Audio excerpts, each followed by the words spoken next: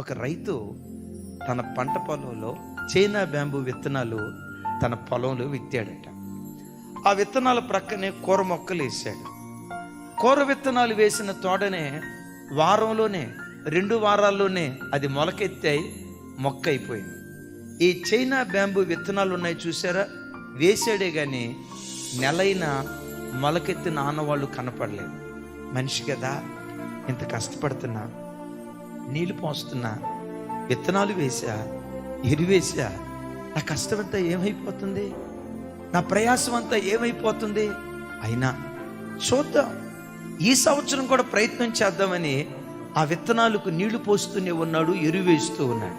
5వ సంవత్సరం కూడా పట్టు వదలకుండా నీళ్లు పోయటం ప్రారంభించాడు. 5వ సంవత్సరపు ముగింపులో ఆ విత్తనాలు మొలకెత్తినట్లుగా కళ్ళతో చూశాడు. అయ్యో, నా కష్టం వ్యర్థం కాలేదు, మొలకెత్తినాయి సంతోషంగా ఇంటికి వెళ్ళాడట. మొలకెత్తినాయి అని చెప్పి మరలా తర్వాత రోజు వచ్చాడు, నీళ్లు పోసాడు. విచిత్రం ఏంటో తెలుసా, 42 రోజుల్లో 90 అడుగులు ఎత్తు పెరిగిందట. అది 90 అడుగులు ఎత్తు. నిర్ణయ కాలం నీ జీవితంలో వచ్చే వరకు ఓపికతో కనిపెట్టు.